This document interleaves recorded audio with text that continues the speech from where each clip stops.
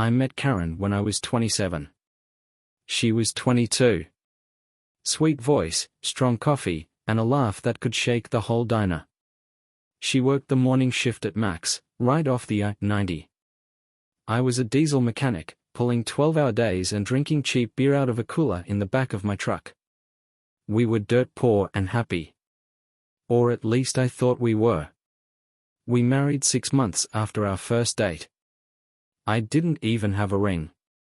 Just slipped her one of those twisty bread ties and said, "Marry me anyway."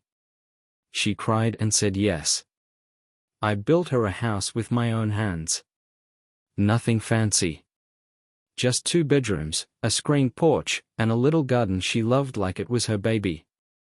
She planted those damn marigolds every spring like clockwork. For the first 15 years, life rolled steady. I fixed trucks. She managed a bookstore.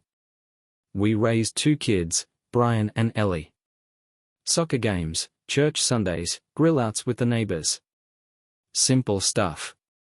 Good stuff. The kind of life you never think will fall apart. But something shifted when we turned 50. Karen started changing. Subtle things at first. New perfume.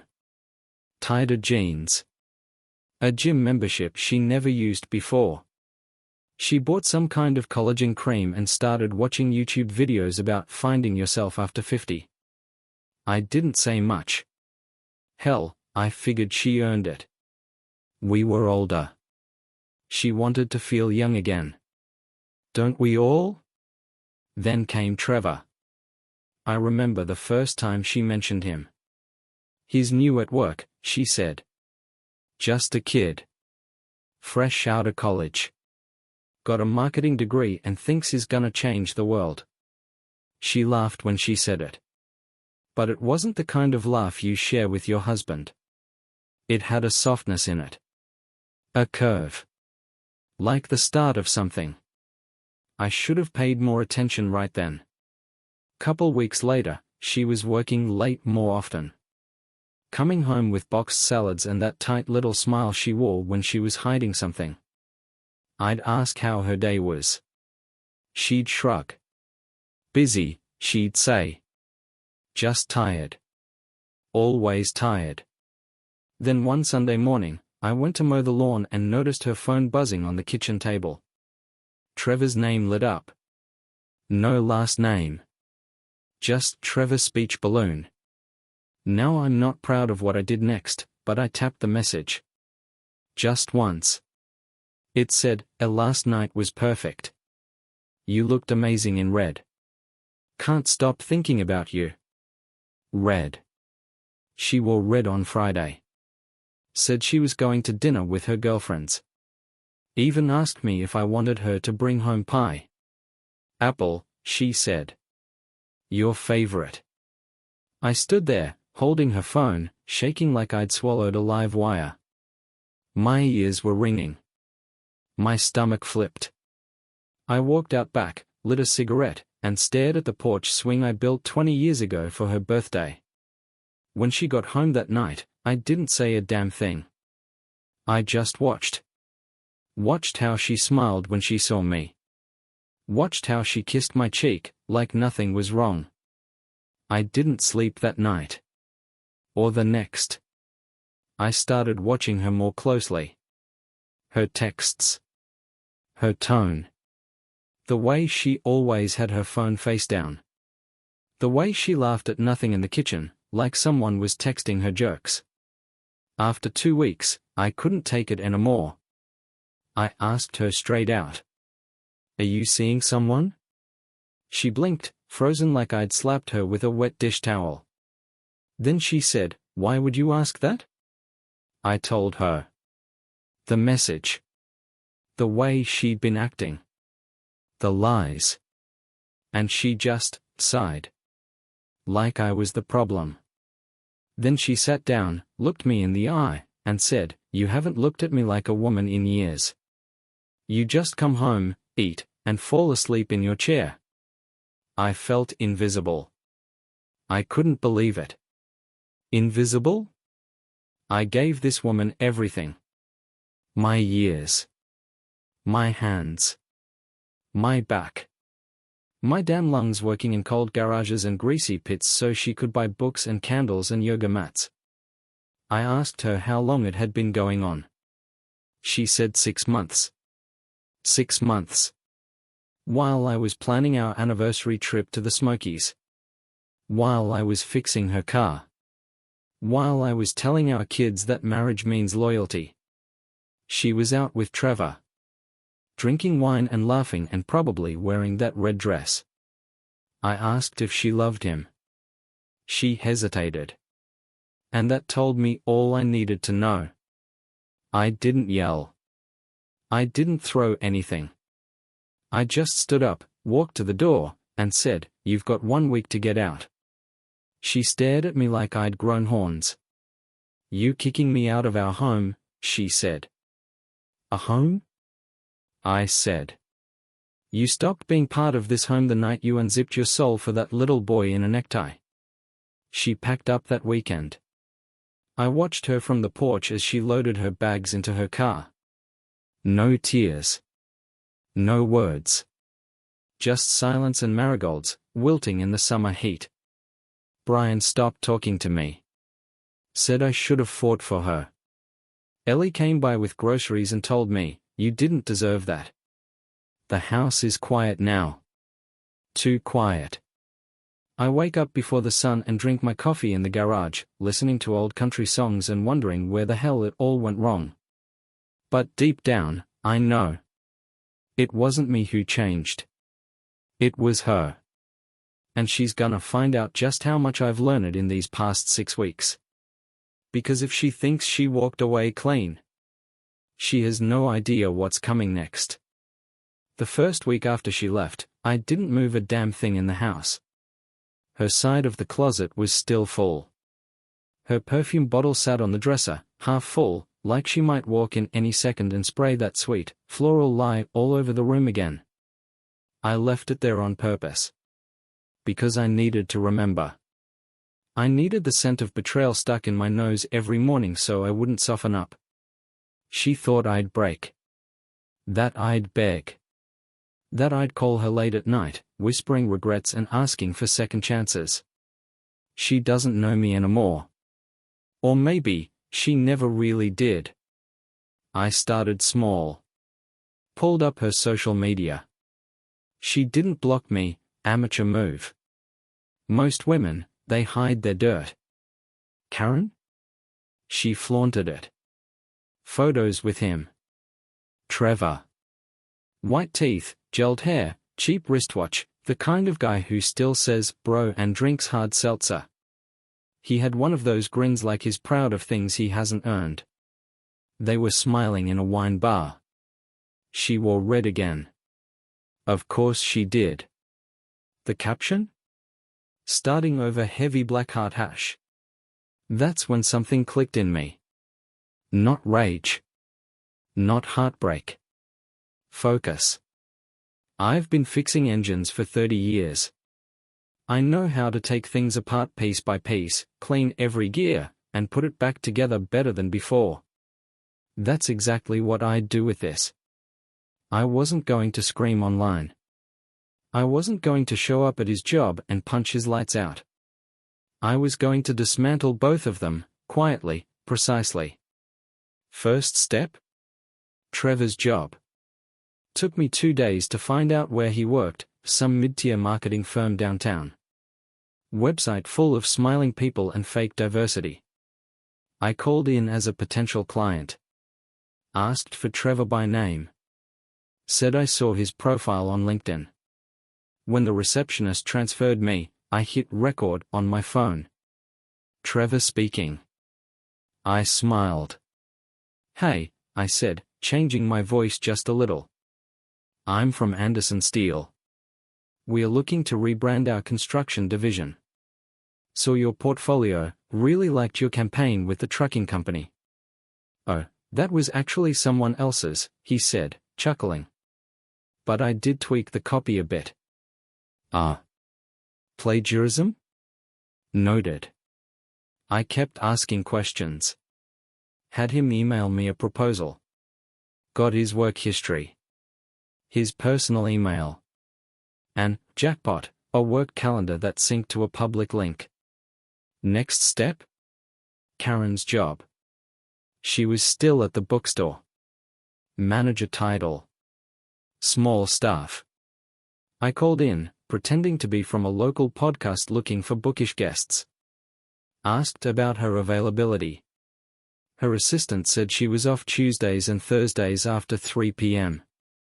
Interesting. Trevor's calendar?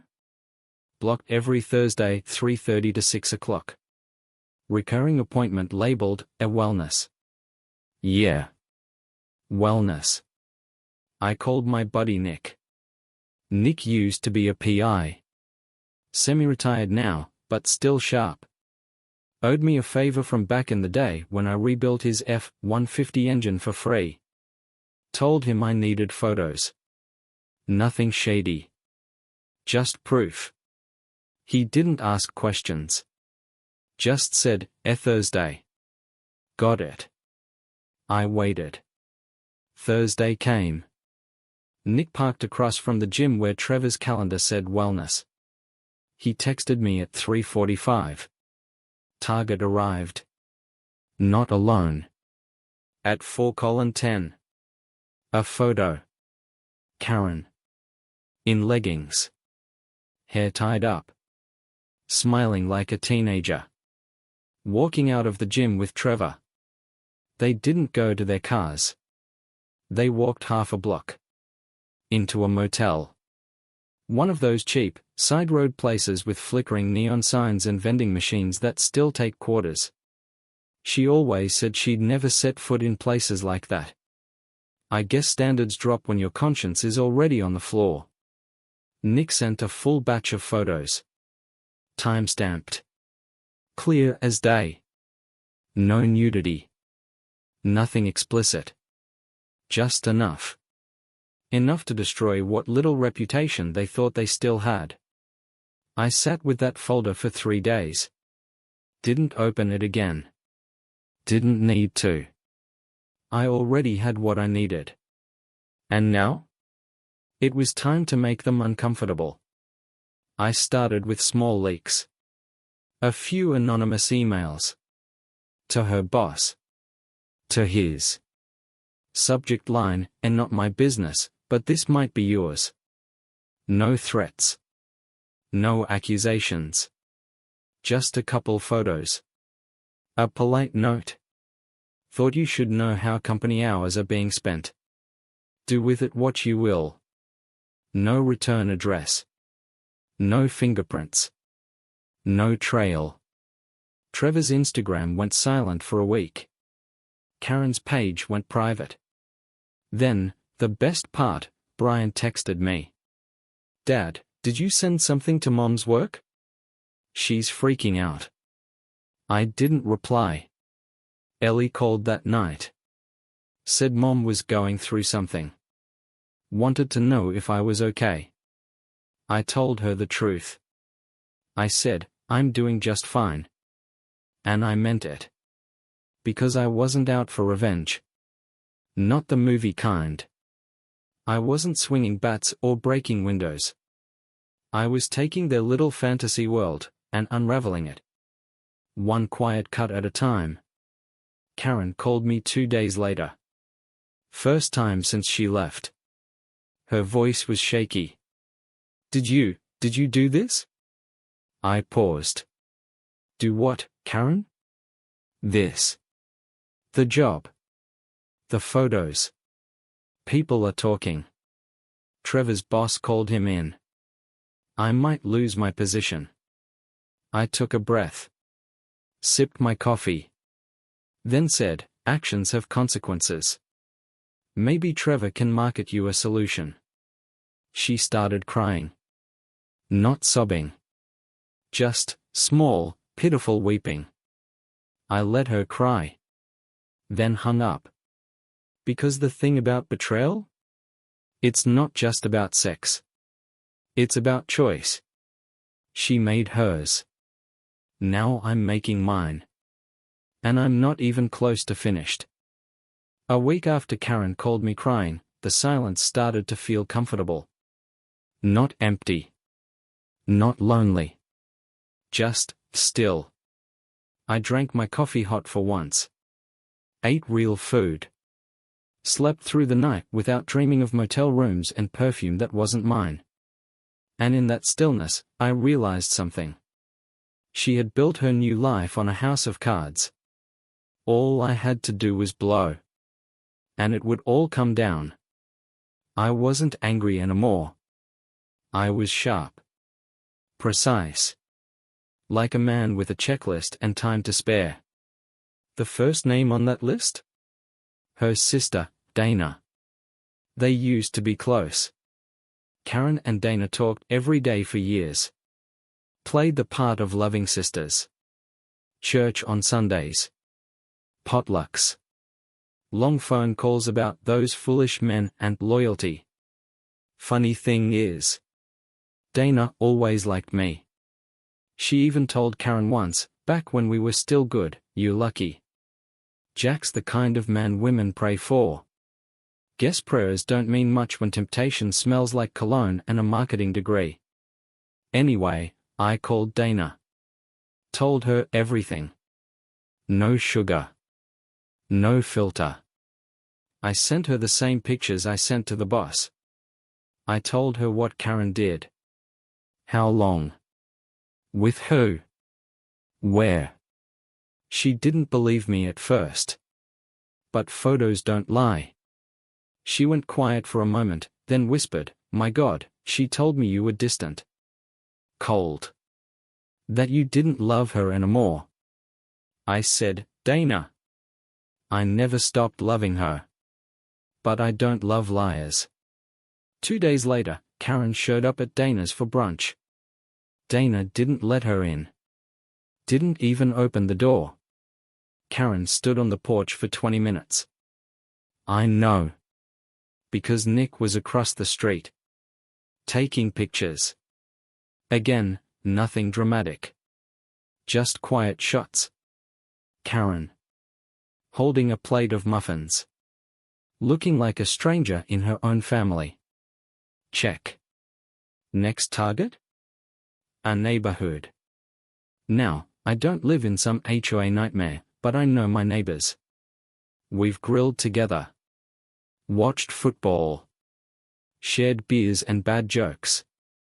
One night, I invited Bob and Linda over, the couple across the street. Been married 32 years. Solid people. We sat on the porch. Cold drinks. Summer breeze. I waited until the second round before I brought it up. "I suppose you've seen Karen's little romance online," I said, casual.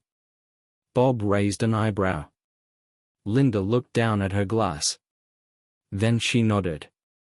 I told them everything. Showed them the pictures. Linda teared up. Said, "We never liked that boy. Always felt off." Bob just shook his head and muttered, "Unbelievable." I didn't ask them to take sides. Didn't have to. Next week, Karen came by to pick up some things. I watched from the kitchen window. She knocked on Bob and Linda's door first. No answer. Then the Hendersons. Nothing. She went to 3 more houses. Same result. Doors stayed shut. Cars didn't move. Curtains twitched, but no one came out. She looked around like she was suddenly invisible. Like the world shifted under her feet. And maybe it had. Because people talk. And when the story is real, not gossip, not rumor, but real, it spreads. Fast. Especially in small towns. Especially when the villain wears yoga pants and fake smiles. I didn't gloat. Didn't post anything online. This wasn't about humiliation. It was about clarity. Letting her feel the consequences in her skin. Not through yelling. But through silence. You see. Karen was never built for isolation. She needed applause. Adoration. She needed people to say, "You're brave, and you're glowing, and you deserve to be happy." No. All she had was Trevor. And he was cracking. Nick told me Trevor got pulled from a major client. His boss reassigned him to internal projects. Word is, someone's digging through his previous campaigns. That tweaked portfolio? Not looking so original anymore. Last Friday, Karen texted me. "Can we talk?" I let it sit. An hour passed. Then another. Finally, I replied. "About what?" She said, "About all of this. I don't want us to end in hate." I stared at the screen. The woman who lied to my face. Who laughed with another man while I paid bills and planned anniversaries. Now wanted peace? No. Not yet. I typed, "You ended it. I'm just letting the credits roll." No reply. Nothing since. Brian hasn't called in weeks. I know he's angry. He's still young. Thinks love is just fireworks and second chances. He'll understand one day. When loyalty costs him something. Ellie, though? She texts every morning. Sends me photos of her new apartment. Says she's proud of me. She saw the cracks early on. She just didn't want to believe they'd break the whole damn wall. Now she knows. I sit on the porch most nights. Same chair. Same breeze. But something's different now. There's no waiting anymore. No hoping. No wondering if the door's gonna swing open and bring back the woman I once knew. She's gone. Not just physically. Gone in every way that matters. But I'm still here. And I'm not finished yet. Because the biggest part of this story? The one she'll never see coming? That's next. And it starts with a letter. The letter I sent was short. 1 page. No emotion. Just facts. It was addressed to Karen. But it wasn't just for her. It was for the court. The lawyers. The world. Inside that envelope was my petition for divorce. Filed. Stamped. Certified. I included a timeline. Dates. Phone records. Photographic evidence. A printed screenshot of Trevor's wellness calendar event. And a notarized statement from Nick, who agreed to testify if needed. I'd spent my life fixing things. Now I was dismantling something, piece by piece, for the first time. It didn't feel good. It felt necessary. I mailed it on a Tuesday. Karen got it by Friday. She didn't call. She didn't text. But I know she opened it. Because 3 hours later, her lawyer called mine. Too late. We were past bargaining. Past second chances. My lawyer, a quiet woman named Jensen, who handled my late mother's estate, told me I had a strong case. Adultery. Deceit. Emotional harm. Financial manipulation, because Karen had been spending joint money on those motel visits. I didn't want the house. I built it, sure. But I didn't need it. Let her sit in the silence she created. I wanted something else. Her car? Leased in both our names. I froze the payments. Let the bank take it. Her credit? Joint accounts? Closed. Utilities in my name? Disconnected. Subscription services? Gone. She could have Trevor. But she wasn't taking me with her. Not anymore. Then came the pension clause. She thought she was entitled to a slice of my retirement, the one I built over 32 years of crawling under trucks and grinding through snowstorms with a busted back. Jensen smiled. We'll see about that, she said. Turns out, Karen had been lying on official financial disclosure forms. Claimed she was single during certain tax periods to avoid liability on a past loan. I gave the IRS a call. Didn't have to press charges. Just reported the error. Flagged. Pending audit. And her employer? Yeah. I sent a quiet little note to HR. Not threatening. Not angry. Just illuminating. A reminder that a manager involved in personal relationships with known legal actions and ongoing ethics violations might not reflect well on a bookstore that prides itself on community values. Monday morning, her name was pulled from the events and readings section of their website. Trevor, meanwhile, deleted his LinkedIn profile. Guess marketing wasn't such a safe space after all. And still, I said nothing. No Facebook rants. No long posts. No revenge blogs. I let the world do what it always does when it finds rot beneath the paint. It peels. It crumbles. It spreads. Now, here's the part that matters. It wasn't about destroying Karen. Not really. It was about preserving myself. Reclaiming the dignity that years of quiet loyalty had buried under routines and forgotten anniversaries. But I won't lie. Watching her world shrink? Watching Trevor go from Mr. Confident to Mr. Missing in under 3 weeks? That hit different. I kept every receipt. Every document. I backed up everything to 2 hard drives, mailed one to Ellie just in case, and tucked the other in a fireproof box. Because people like Karen? They don't fall quietly. They claw. They smear. And when they can't control the narrative, they try to rewrite it. Sure enough. Last Thursday, Ellie texted me. Mom says you trying to ruin her. I waited a few minutes. Then replied. I didn't ruin her. She just finally has to live with what she did. Ellie didn't push. She understands more than she says. 2 days later, I got a call. Unknown number. I answered. It was Trevor. His voice was shaky. Look, man. I didn't mean for it to go this far. I said nothing. He kept talking. She told me you two were basically done. That you didn't care. I didn't know she was still living with you. I didn't know she lied. Still, I said nothing.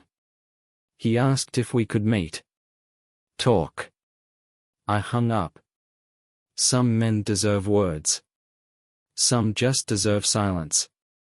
That was my final gift to him. Let him live in the echo of what he lost. Karen filed her response to the divorce 3 days later. Didn't contest anything. No claims. No counter demands. Just one line. I accept full responsibility. Those were her words. I never thought I'd read them. And I'll admit, I sat there at my kitchen table. Read them again and again.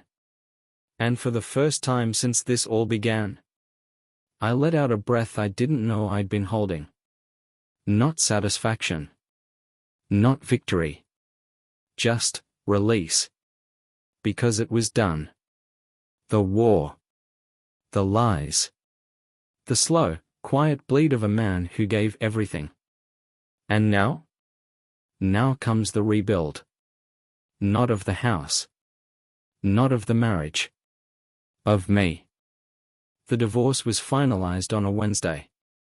Cloudy sky. No rain. Just that gray, heavy kind of air that feels like waiting. I didn't go to the courthouse. Didn't wear a suit. Didn't even shave. My lawyer emailed me a PDF. 1 click, and it was over. 26 years. 2 kids. Hundreds of holidays. thousands of nights. All reduced to digital ink. And I didn't feel a thing. Not anger. Not sorrow. Just space. Like someone opened a window I didn't know was sealed shut. And for the first time in what felt like forever, I breathed. That weekend, I packed up what was left. Old photos. Trophies from the kids. My tools, of course. Couldn't leave those behind. I left the furniture.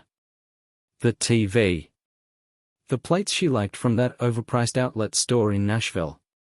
Let her have the house. Let her fill it with whatever stories she wants to tell. The truth?